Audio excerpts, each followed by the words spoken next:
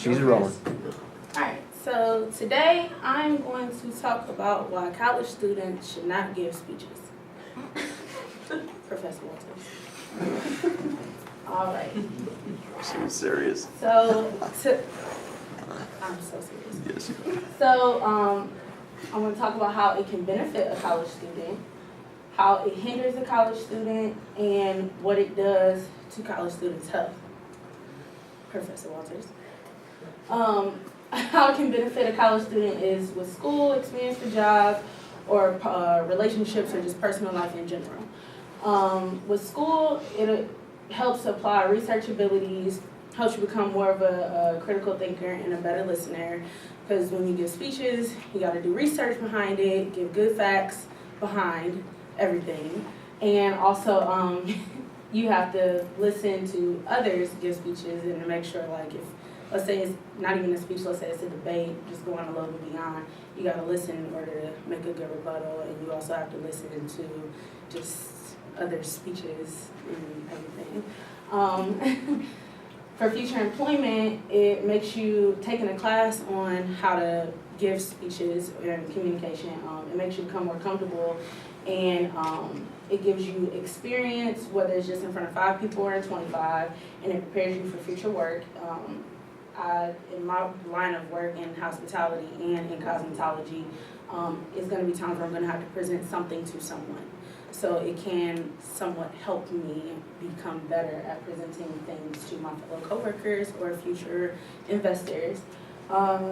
Relationships and personal, effective communication is really big on relationships and in personal life in general.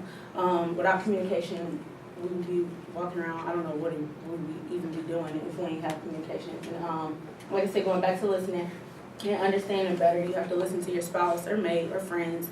And overcoming fear, it can, taking the class on it can help you get over it and, whatever. How it hinders a college student by audience time and personal insecurities. Audience, it could be not right crowd, where you would have to do your crowd analysis, I think I said that right, where you'll have to make sure to see what your crowd is interested in and everything, but you may not be right for the crowd.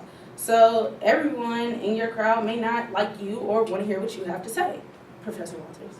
So making us come up here and presenting, when our fellow classmates may not want to hear my voice up here for 5 minutes, that's not a good thing. And then also stage fright. I can get real scared talking in front of a whole bunch of people, even if they are my classmates, that affects my presence up on stage or just in front of the classroom today. Time, work, in my case, I work too much. I work a lot, I have 2 jobs, and making a presentation on and doing research on a speech really takes up the extra time that I don't have, Professor Walters.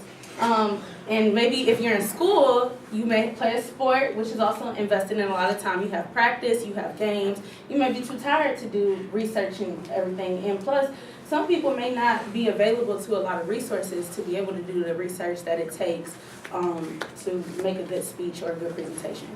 Also, personal insecurities, past failures, like, your speech may have been too long last time, or, you may have done too much hand movement, and, you're just scared. And then, like I said, body movement, you just been moving too much, didn't really know necessarily what to do, what not to do in the middle of a speech, and you just don't want to go through that again.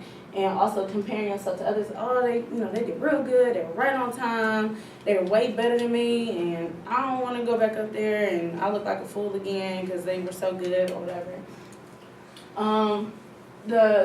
What it does to the health between stress, anxiety, and social life.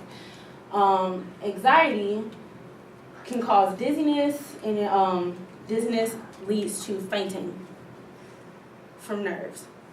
Okay.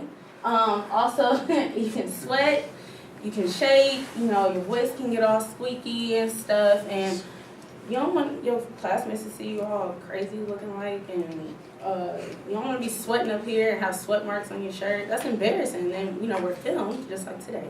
I don't want to look crazy on film. And this is recorded. but and it also raises your stress level. You may not even have stress problems until, you know, you have to do this, and it raises your anxiety.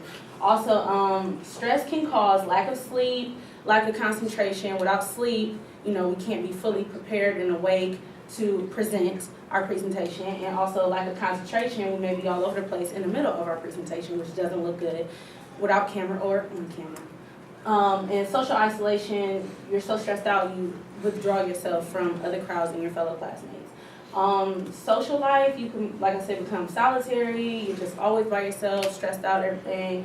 You can't communicate well with others, which I've already talked about how you need to benefit having a good communication in relationships, friendships, and with work relationships. And yeah, and that's just not good. And it's supposed to help you, not hinder your social life. It's supposed to help it, Professor Walters. So, in conclusion, that is why we should not give speeches, Professor Walters. I'm done.